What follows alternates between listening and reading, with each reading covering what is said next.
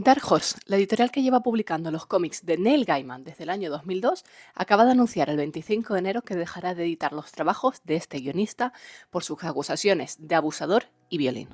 Neil Gaiman, conocido y premiado por sus obras como American Gods, Coraline o Sandman, ha sido acusado en las últimas semanas de agresión sexual y prácticas BDSM no consentidas por parte de varias mujeres. Y cuando hablo de BDSM, no piensen que se trata de la cuarta parte de 50 sombras de Grey. Hablamos de prácticas humillantes, vejatorias y desagradables, más fáciles de encontrar en la Deep Web que la sección de cine de una sex shop. Yo soy Águeda, de la tienda de cómics El Árbol Blanco en Tenerife, y hoy repasaremos la actualidad en torno a este controvertido autor. Este vídeo ha sido un vídeo difícil. Difícil porque durante la documentación no he parado de sentir un nudo en la garganta, pero creo que es muy importante compartir con ustedes todo lo que he leído en estos días. Empecemos conociendo al protagonista. Neil Gaiman nació en 1960 en el sur de Inglaterra y forma parte de ese grupo de guionistas británicos que dieron el salto al mercado internacional. Es mundialmente conocido por su obra Sandman, con la que fue premiado durante 4 años seguidos como mejor guionista en los premios Eisner, que es como el premio Oscar de los cómics, en los años 90. El 3 de julio del 2024, el medio de comunicación Tortoise Media publicó un artículo y un podcast en el que daba voz a las primeras 2 mujeres que acusaban a Neil Gaiman de agresión sexual dentro de relaciones consentidas. Este artículo habla directamente de abusos en múltiples ocasiones. Scarlett, una mujer de 23 años que trabajó como niñera del hijo de Neil Gaiman en Nueva Zelanda en febrero del 2022, le acusa directamente de haberla agredido sexualmente en una bañera al aire libre a las pocas horas de su primera reunión, mientras que él aclara que solo se besaron y abrazaron en esa ocasión. Ella habla de encuentros degradantes que tuvieron lugar mientras trabajaba, cuidando del hijo de Gaiman. Y en serio, si escucháis los podcasts de Master, publicados por Tortoise Media en su portal, se os pondrán los pelos de punta. Es más, ella llegó a denunciarle a principios del 2023, pero la investigación se dio como sobreseída. No hubo una interrogación formal a Neil Gaiman, aunque el autor sí que entregó un testimonio escrito. Un portavoz de Neil Gaiman declaró en su defensa y alegó que la degradación sexual y las prácticas sadomasoquistas pueden no ser del gusto de todos, pero son perfectamente legales entre 2 adultos que las consienten. Por otro lado, la segunda mujer identificada como K conoció a Neil Gaiman con 18 años en una firma de libros y comenzaron una relación 2 años después.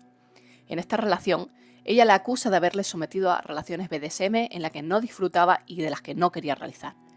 Neil Gaiman ha negado siempre ambas acusaciones y se ha defendido en su web diciendo que nunca ha participado en actividades sexuales no consensuadas con nadie. A raíz del primer reportaje, el 1 de agosto del 2024 salen a la luz 2 mujeres más que cuentan su historia también en Tortoise Media. La primera, Caroline Walmer, era una mujer que vivía con su familia en una de las casas de Neil Gaiman en Woodstock, Nueva York, entre el 2014 y el 2021. Al principio, tanto ella como su marido trabajaban manteniendo la casa en condiciones, mientras vivían allí sin pagar renta con sus 3 hijos. Cocinaban para Neil Gaiman, cuidaban de sus hijos y su entonces mujer y realizaban diversas labores en el hogar. Cuando en el 2017 el matrimonio Walmer se divorció, tan solo se quedó Caroline con sus hijos en la casa. Ella la acusa de que en ese momento, en el momento en el que ella se queda sola, Gaiman comenzó a presionarla por mantener sexo. Mantenían sexo oral sin presión física por parte de él, según las palabras de la propia Caroline.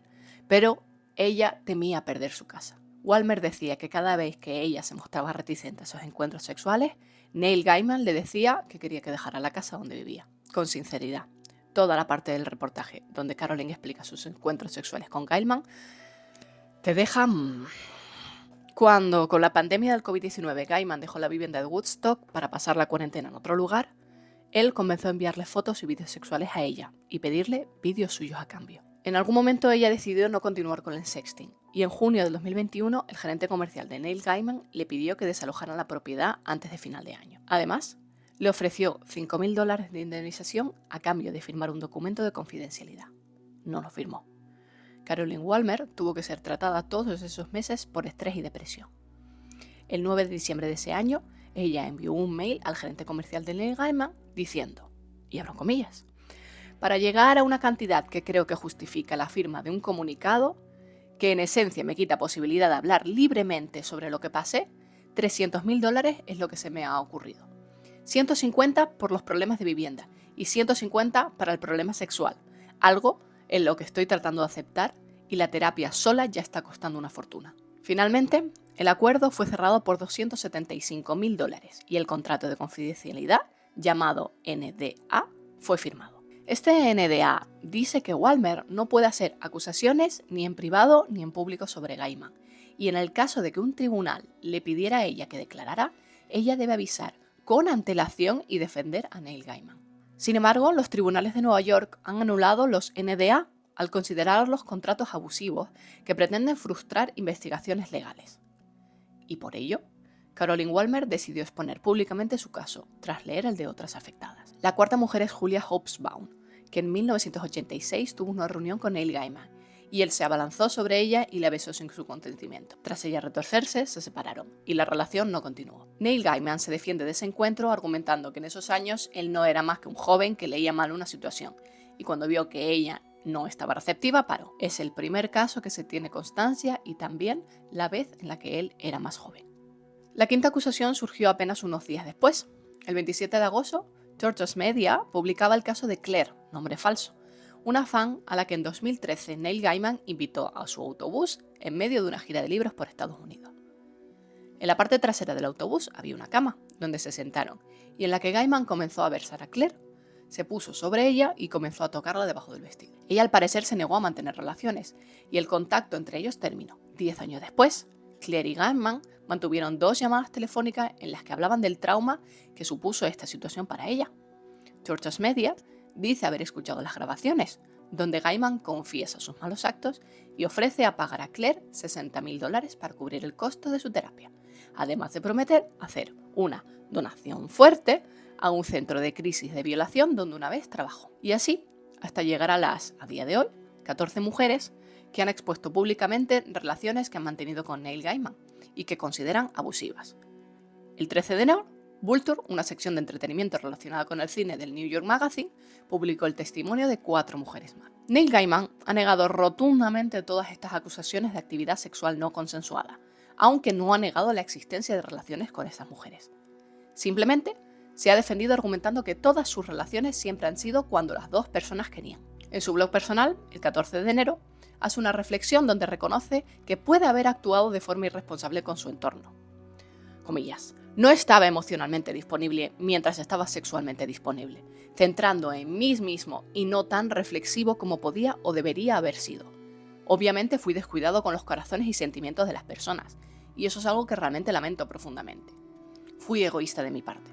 Estaba atrapado en mi propia historia e ignoré las de otras personas. Pero dice que ha repasado conversaciones con esas mujeres y que no acepta que hubo abuso. Ve los mensajes como los de 2 personas disfrutando relaciones sexuales totalmente consensuadas y queriendo volver a verse. En el momento en el que estaba en esas relaciones, parecían positivos y felices por ambas partes, dice él. De primeras, ya se han cancelado un montón de proyectos de cine o series de Neil Gaiman. No veremos por parte de Disney The Graveyard Books, ni tampoco Dead Boy Detectives, que tendrá segunda temporada en Netflix. Y es una pena, porque la serie estaba realmente bien. También se ha decidido disminuir la tercera temporada de Good Omen de Amazon Prime, hasta dejarlo en tan solo una película para dar fin a la saga con un capítulo especial de en torno a 90 minutos. Además, como anunciábamos al principio, Dark Horse ha decidido no sacar la serie de cómics de su novela Anansi Boys, además de dejar de publicar su trabajo. De la segunda temporada de Sandman también tenemos noticias. Se mantiene el interés por su estreno, pero se ha eliminado a Neil Gaiman de la producción. Y nosotros deberíamos plantearnos, ¿dónde debemos separar al artista de su obra? ¿Debemos separarlo? Nadie, absolutamente nadie, está por encima de una funa en internet. Y aunque a día de hoy no ha habido ninguna resolución judicial que dictamine que Neil Gaiman es un abusador, a nivel mediático y social, el autor está en la tumba. He intentado mantener este reportaje de una manera lo más aséptica posible para traeros solamente información que está publicada. Pero incluso así, de cierta forma me estoy posicionando. Si te ha gustado que te traiga en profundidad lo que está ocurriendo en el mundo del cómic, puedes apoyar este canal suscribiéndote y dándole la manita arriba. Puedes compartirnos con aquel fan o lector de Neil Gaiman y me gustaría que me dijeras qué opinas al respecto de toda esta polémica.